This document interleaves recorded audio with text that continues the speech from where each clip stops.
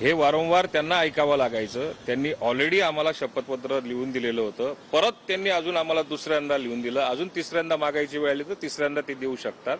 एवढे कॉन्फिडंट आमच्या पाठीमागे असलेले सगळे जे आमदार आहेत ते आहे याचा सत्यपुरावा त्यांनी दिलेला आहे। मनोज जरांगे यांनी सरकारमध्ये तणाव वाढला आहे तर एक चर्चा एक मतप्रवाह सरकारमधला असं आहे की त्यांची चर्चा करायला नको, कारण जर त्यांना सांगण्यात आलं होतं, त्यांना आश्वासन देण्यात आलं होतं, तरी देखील हे मोर्चा कधी भारी काढतायचे। मी आता मनोज जरांगेंच्या माध्यमातून सातत्याने गेल्या अनेक महिन्यापासून आपण सगळेजण बघतायत, सरकारने आपली भूमिका अतिशय स्पष्टपणे ठेवलेली आहे।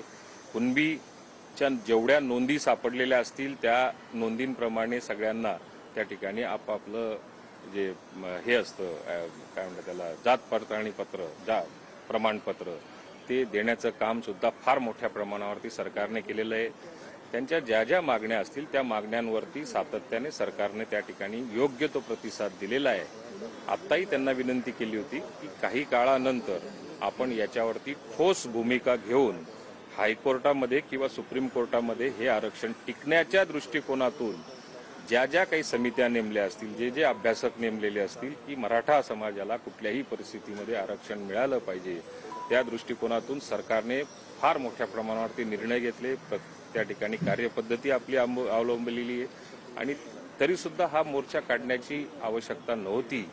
मला असं वाटतं, हे माझं वैयक्तिक मत आहे की सामंजस्य भूमिका घेऊन काही ना काही वेळ अजून दिला असता तर त्यातून अजून चांगला काहीतरी निर्णय झाला असता आणि तो होणारच आहे, झाला असता म्हणण्यापेक्षा शासनाच्या वतीने सरकारच्या वतीने मराठा समाजाला आरक्षण कसं दिलं जाईल याच्यावरती फार मोठ्या प्रमाणावरती प्रयत्न केला जातोय।